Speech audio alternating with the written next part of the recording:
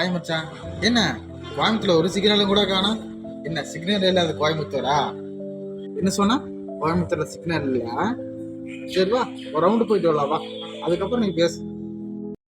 வா, இன்னைக்கு கூட போறவங்க தொல்லை தாங்க முடியலையே. எங்கடா போறாங்க இவங்க எல்லாம்? டேய், எங்கடா போறாங்க? எங்கடா போறீங்க எல்லாரும்? லீவ் நாள் அதுவுமா சாயங்காலமா எங்க கிளம்பி போறாங்க? எங்க போறான்? இந்த போறான் எங்க போறான்? டேய் அவளை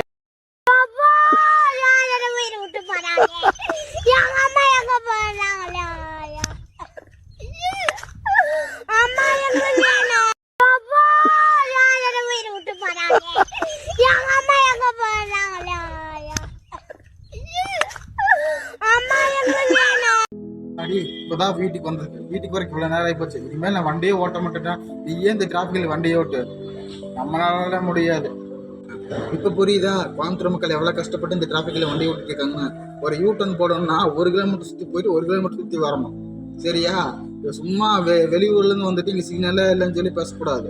இந்த ரியாலிட்டி என்னங்கிறது வந்து பார்த்தா தான் தெரியும். சரியா? சிக்னல் இல்லாத விஷயம் நல்ல விஷயம் தான். ஆனா யூ டர்ன் போடுறதா பெருங்குண்ட பாடா இருக்கு இந்த டிராபிக்ல. இந்த கஷ்டமெல்லாம் கோயம்புத்தூர் மக்களுக்கு மட்டும்தான் புரியும்.